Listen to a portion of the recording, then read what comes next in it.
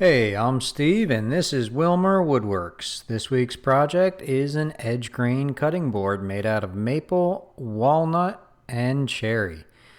And unfortunately, it didn't go as easy as I hoped, and I made a few mistakes along the way. But I learned and I will do better next time.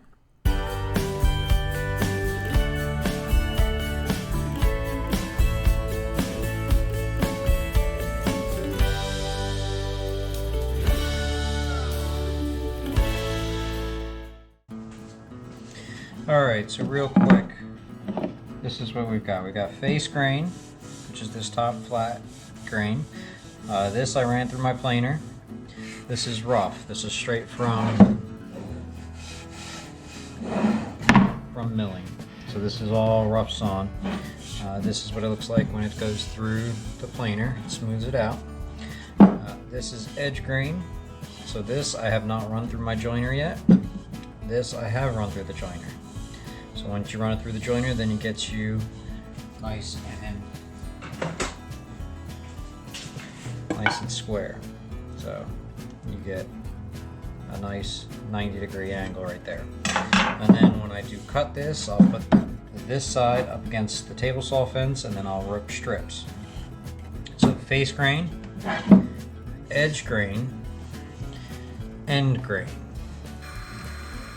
Now I'm going to start milling up the lumber. So I started with the maple that did not run through the planer. I ran that through a few times and then flipped it over and ran it even some more.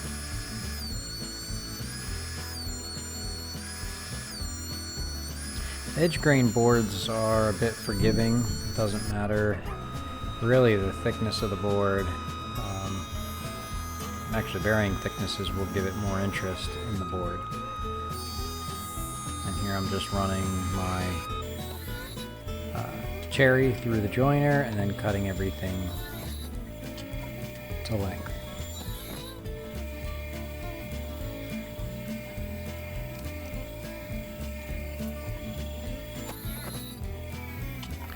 And once I have everything cut to length, I'll switch over to the table saw, and then I'll start cutting everything to height, and that will be close to the finished height of the board. I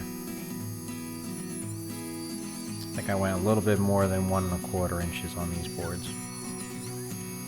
Had some boards that were 3/4 of an inch, had some that were almost about an inch, 1 1/4 inches, so a couple of different sizes. It's nice to get a few of those thin strips in there.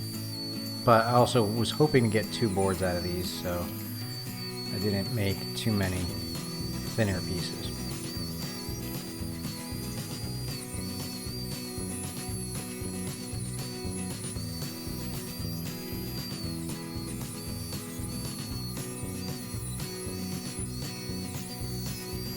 There's that new push stick that I have that works out very well. So now with everything cut, I'm going to lay everything out and try to see what kind of patterns I have. Like I said, I was trying to keep to getting 2 boards, and that's a decent pattern that I found. Now, like the other board that I have, it's to the glue up stage. Still have not purchased a glue roller. Still on my things to do list, so my hand will have to do. And I'm still using the Type-On 3. Now I'm going to trim these ends later. I just did want to make sure they didn't shift too much where I'm cutting too much off. I think if I was going to make a lot of these in the future, I may make a jig to hold the bar clamps to make this process a little bit easier.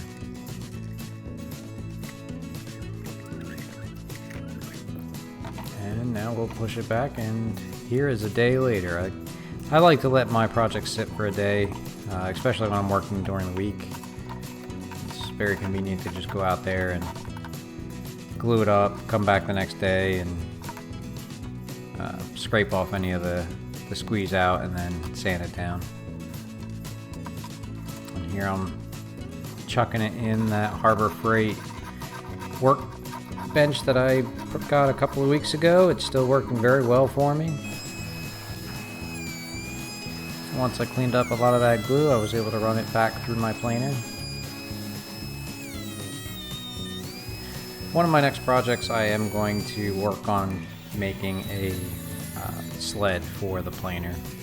And here I'm just cutting everything flush. And beginning stages of sanding. That's one thing with these projects, it's a lot of sanding.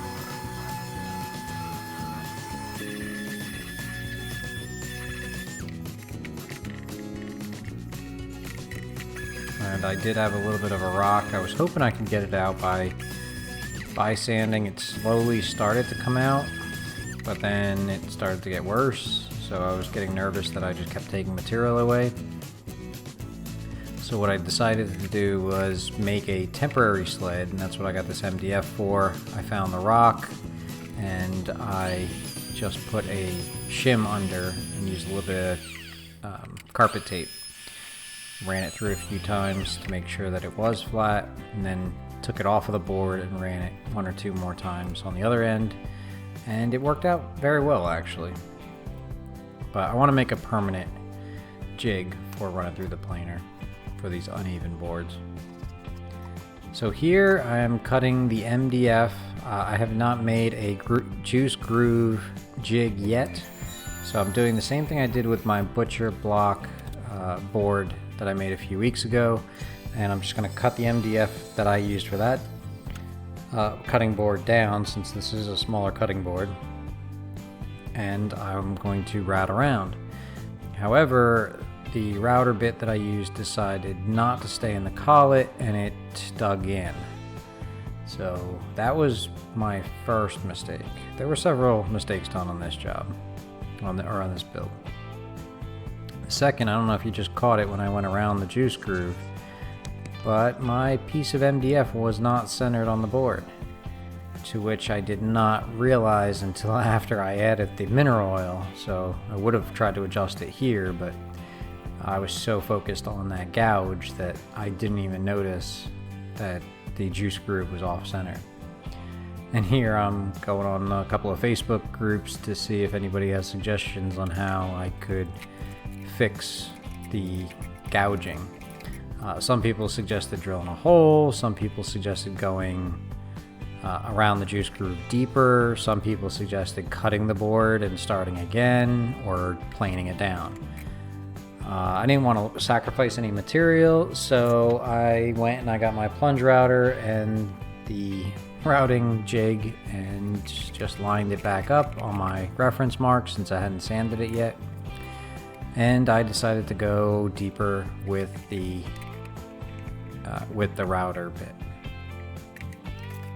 If you guys are finding this entertaining and or informative, I'd appreciate it if you would hit that subscribe button and like button if you do like what you see. It encourages me to make more videos. So I saw a couple of good designs for juice groove jigs out there for where you can clamp it on the outside and then run to the outside of the jig, and I think I'll make one of those because these projects are really good.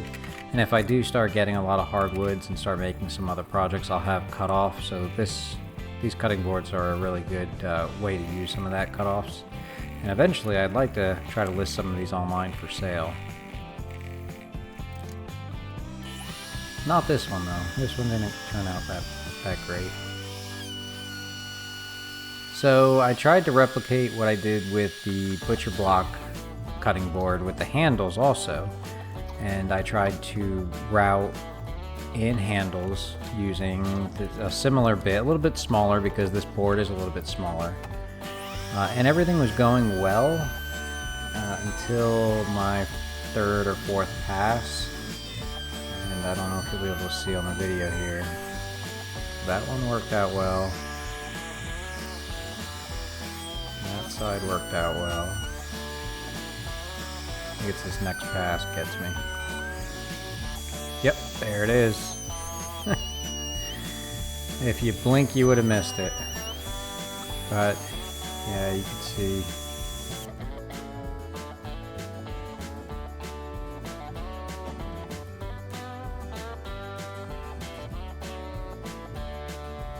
Yeah, there's that handiwork. So I don't think I'm going to be doing these kind of handles anymore. I saw a different suggestion online where somebody made a flat jig.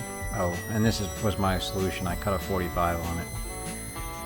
But yeah, I saw a suggestion where somebody made a flat jig and then just routed out with a straight bit on the back. So I might do that in the future. Or just not put handles. So I eased the corners because that's one of my favorite things to do on these boards, and then got back to sanding. After a ton of sanding, it is now time for adding the mineral oil. I think this is one of my favorite parts because you really get to see the colors pop. That walnut and the maple are a nice contrast, and the cherry is really nice too.